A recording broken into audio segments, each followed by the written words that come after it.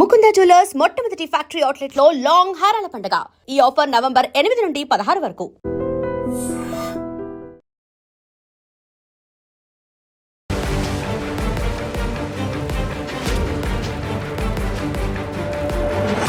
నమస్కారం, welcome to iDream. నేను మీ సంగీత. ఎన్ని సంవత్సరాలు మీరు ఒక ఇంట్లో అద్దెకు ఉన్నా మీరు మాత్రం ఓనర్స్ కాలేరు. సుప్రీంకోర్టు రీసెంట్గా ఒక జడ్జిమెంట్ అనేది పాస్ చేయడం జరిగింది. ముందు ఎలా ఉండేది అంటే, ఒక టెనెంట్ ఎవరైనా ఉంటున్నప్పుడు కంటిన్యూస్గా అదే ఇంట్లో 12 సంవత్సరాల పాటు కనుక ఉండుంటే వారే ఓనర్షిప్ కిందికి రావడం జరుగుతుంది. వారే ఓనర్స్ అని చెప్పేసి అంటూ కూడా కొన్నిసార్లు జడ్జిమెంట్ అనేది వచ్చింది. ఢిల్లీ కోర్టు ఇచ్చిన కోర్టు ఒక స్టేట్మెంట్ ఇవ్వడం జరిగింది. ఇచ్చిన తర్వాత దీనివల్ల చాలా వరకు అవసరం ఎదుర్కొంటున్నారు. ఓనర్స్ ఎక్కడో రెంట్కి ఇస్తారు, ఎక్కడో ఉంటారు, ఏదో కంట్రీలో ఉండడమో, లేకపోతే వేరే స్టేట్లో ఉండడమో, లేదంటే వేరే ఊర్లో ఉండడమో, ఇలాంటివి జరుగుతూ వస్తాయి. సర్లే, వీళ్ళు ఎప్పటి నుంచో అలా ఉంటున్నారు కదా, మనకు ఎలాంటి ఇబ్బంది కలగట్లేదు, ఎలాంటి గొడవలు చేయట్లేదు, ఎప్పటికప్పుడు రెంట్ ఇన్ టైంలో వేయడం జరుగుతుంది. అదేవిధంగా మనం ఏమన్నా ఇంట్లో ఏమైనా చిన్న చిన్న రిపేర్ వర్క్స్ ఉన్నా కూడా వాళ్ళే చేసుకోవడం జరుగుతుంది. మనకు మాత్రం రెంట్ ఎలాంటిది కూడా కట్ చేయకుండా వేస్తూ వస్తున్నారు అని చెప్పేసి ఇంకా ఏమీ పట్టించుకోరు. ఎవ్రీ మంత్ అకౌంట్లోకి రెంట్ వస్తుందా లేదా అన్నది మాత్రమే వారికి ఒకటి పాయింట్ పెట్టుకుంటారే తప్పించి మరి ఇల్లు ఎలా ఉంది ఏంటిది అనేది మాత్రం అసలు చూసుకోరు. అయితే కొంతమందిగా మంచి వాళ్ళు కదా, వీళ్ళకే ఇద్దామని చెప్పేసి అంటే కొన్ని చూస్తుంటే మీరు ఆశ్చర్యపోతారు. వాళ్ళకి ఇంట్లోకి వచ్చేటప్పటికి అతను బ్యాచిలర్గా వస్తారు, తర్వాత వైఫ్తో వస్తారు, తర్వాత పిల్లలు, ఆ పిల్లలు అందులోనే పెరుగుతారు, పెళ్ళిళ్ళు కూడా అవుతాయి. సో అలాంటి సందర్భాలలో కొన్నిసార్లు కొన్ని ప్లేసులలో కూడా ఏం జరిగింది అంటే, వాళ్ళు కంటిన్యూగా ఉంటున్నప్పుడు వాళ్ళు కరెంట్ బిల్లుని అంతా కూడా వీరి పేరు మీదకి షిఫ్ట్ చేసుకోవడం జరుగుతుంది. జరిగిన తర్వాత నెమ్మదిగా ఓనర్షిప్ నెమ్మదిగా మారుతూ వస్తుంది. ఇంకా చూస్తే ఆ ప్రాపర్టీ ఎవరి పేరు మీదకి వెళ్తుందంటే ఆటోమేటిక్గా ఇంకా వీళ్ళ పేరు మీదకే వెళ్ళడం జరుగుతుంది. అది మామూలుగా జడ్జిమెంట్ ప్రకారంగా కూడా గతంలో ఇలాగే ఉండేది. 12 సంవత్సరాలు ఒక వ్యక్తి ఉన్నాడు అంటే అది నాది అని ఫైట్ చేయడానికి ఇంకా మనకి ఎలాంటి రైట్స్ ఉండవు. ఓనర్ అయినప్పటికీ ఆ ప్రాపర్టీ మనదే అయినా కూడా అట్లా ఫైట్ చేయడానికి ఉండదు అని చెప్పేసి ఇచ్చింది.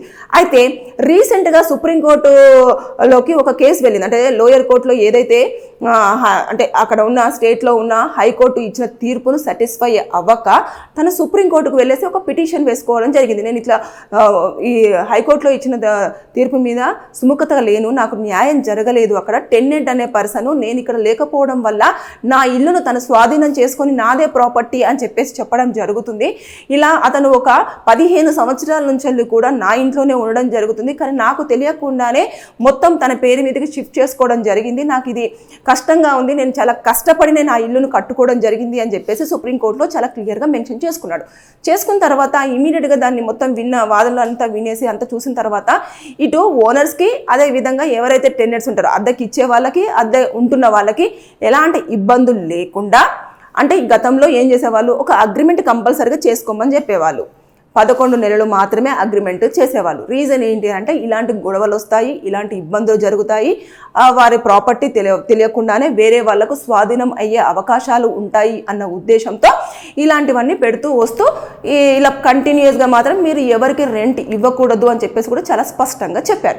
అయినప్పటికీ కూడా కొంతమంది వారికి ఉన్న వెసులుబాటు అయి ఉండొచ్చు, లేదంటే వారితో వీళ్ళకున్న సఖ్యత అయి ఉండొచ్చు, దానివల్ల కంటిన్యూ అవుతూ వస్తుంటాయి. ఇప్పుడు జరిగిన కేసులో మాత్రం చాలా రివర్స్ అయిపోయింది. కాబట్టి సుప్రీంకోర్టును అప్రోచ్ అయ్యి తన వాదనంతా వినిపించుకున్న తర్వాత ఇది కరెక్ట్ వే కాదు, మీరు ఎన్ని సంవత్సరాలైనా అద్దె ఉండండి, కానీ ఆ ఇల్లు మాత్రము మీ స్వంతం కాదు, అది ఎవరు ఓనర్స్ ఉంటారో వారిది మాత్రమే, వారు కష్టంతో కట్టుకున్నారు, కష్టంతో ఇస్తున్నారు కాబట్టి వారికి మాత్రమే చెందుతుంది. మీరు 20 సంవత్సరాలు ఉంటారా, 30 సంవత్సరాలు ఉంటారా, 50 సంవత్సరాలు ఉంటారా, లేదంటే చనిపోయేంత వరకు ఉంటారా, మీ ఇష్టం, కానీ అది ఎట్టి పరిస్థితుల్లో ఓనర్షిప్ అనేది ఓనర్స్కే ఉంటుంది తప్పించి టెనెంట్స్కి ఎట్టి పరిస్థితుల్లో రాదు అని చెప్పేసి చాలా స్పష్టంగా రీసెంట్గానే సుప్రీంకోర్టు కీలకంగా ఒక తీర్పు అనేది వెలువరచడం జరిగింది. దీంతో చాలా మంది అద్దెకుంటున్న వాళ్ళందరూ కూడా ఇప్పుడు అలర్ట్ అయ్యారు.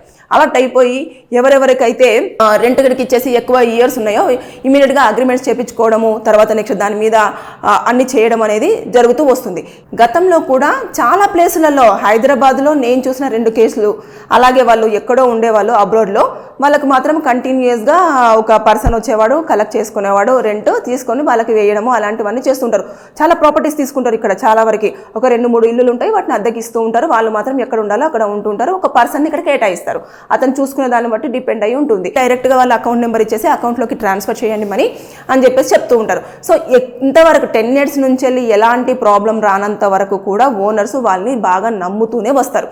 ఎప్పుడైతే ఇలా సుప్రీంకోర్టుకు ఒక పర్సన్ వచ్చి పిటిషన్ వేసుకున్నాడు కదా, ఆ ప్రాపర్టీ నాదండి, నాకు తెలియకుండానే ఓనర్షిప్ మారిపోయింది, అది నాదే, నా దగ్గరే డాక్యుమెంట్స్ ఉన్నాయి అని చెప్పేసి మొత్తం పూర్తి స్థాయిలో ఆయన ఎంకంప్రమెంట్ సర్టిఫికేట్ కానివ్వండి, తర్వాత డాక్యుమెంట్ పేపర్ కానివ్వండి, లింక్డ్ డాక్యుమెంట్స్ కానివ్వండి అన్నీ సబ్మిట్ చేసేసి ఇంకా ఎవరి దగ్గర నుంచి తీసుకున్నాను ఏంటిది అని చెప్పేసి మొత్తం తీసుకొని పెట్టిన తర్వాత అప్పుడు సుప్రీంకోర్టు ఈ నిర్ణయాన్ని చాలా క్లియర్గా ఒక మంచి తీర్పుతోటి ముగించడం అనేది జరిగింది. సో ఇక మీదట అద్దెకి ఇచ్చేసి వాళ్ళకు ఎన్ని సంవత్సరాలు ఇచ్చినా సరే మీ ఓనర్షిప్ మాత్రం ఎక్కడ కూడా మిస్ అవ్వదు. సో బీ కేర్ఫుల్, జాగ్రత్త. Thank you. And for more videos, Please subscribe to iDream. Please subscribe to iDream. Please subscribe iDream. And please subscribe to iDream. For more videos, subscribe to iDream. please like, share and subscribe to the channel. Congratulations, iDream. Subscribe to iDream. Subscribe to iDream. So subscribe to iDream Media. iDream ki iDream team andarki huge congratulations. Please subscribe iDream Media. Please subscribe to iDream. Subscribe iDream. Please subscribe to iDream. iDream అంటే నా కళల ఛానల్ను subscribe చేసుకున్న నోరు తిరుగుతలేదు, మీరైతే గంట గుర్తు కొట్టండి. For more such videos, please subscribe to iDream. Subscribe to iDream. Please subscribe to iDream. Please subscribe iDream Media. Please do subscribe to iDream. Please subscribe to iDream Media. For best entertainment and information, please subscribe iDream. And don't forget to subscribe to iDream.